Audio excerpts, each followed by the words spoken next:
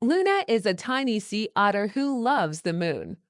Every night, she drifts and dreams under the stars. One night, a tiny shell touches her paw. She holds it close and listens. Inside the shell, she hears her own dreams. She dreams of swimming through moonbeams. She plays with glowing fish in her ocean of dreams. Safe and warm, she drifts among the stars above her sea.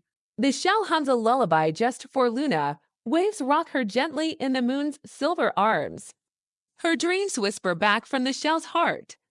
She drifts through a sea of soft stars and bubbles. She feels brave, cradled by waves and dreams. The shell glows brighter with each sleepy breath. The sea sings, the stars watch, the shell listens.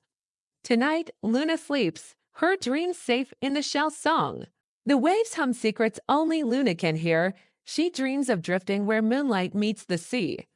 Stars above send gentle wishes through the waves. Luna's heart glows softly, braver than before. She curls tighter, safe in the shell song.